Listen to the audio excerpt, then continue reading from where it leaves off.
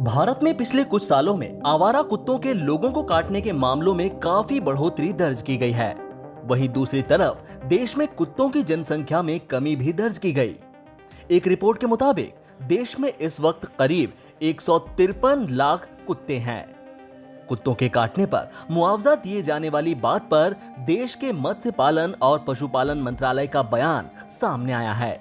सरकार का कहना है कि कुत्तों के काटने पर मुआवजा देने का कोई नियम नहीं है।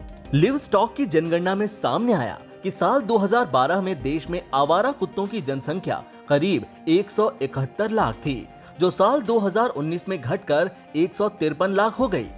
लेकिन पालतू और आवारा कुत्तों के इंसान को काटे जाने के मामले बड़े हैं। देश के मत्स्य पालन और पशुपालन मंत्रालय ने संसद को दी जानकारी में कहा कि कुत्तों के काटे जाने पर किसी व्यक्ति की मृत्यु होती है या फिर उसे भारी नुकसान पहुंचता है तो किसी तरह का मुआवजा दिए जाने का प्रावधान नहीं है।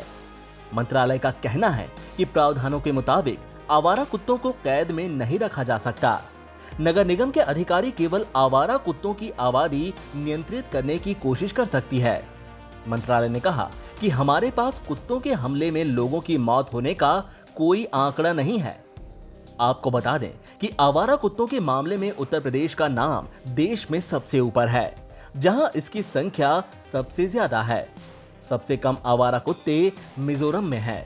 कुत्ते के काटने का सबसे पहला मामला चंडीगढ़ में साल 2019 में कोर्ट तक पहुंचा, जिसमें पालतू कुत्ते ने 10 साल के बच्चे को काट लिया था।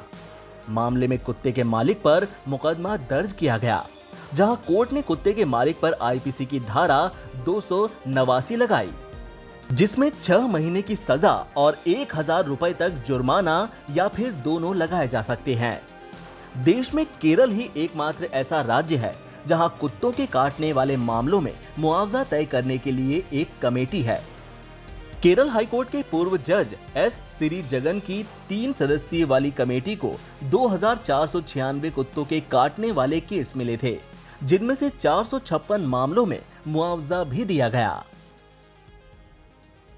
एनबीटी ऑनलाइन की रिपोर्ट।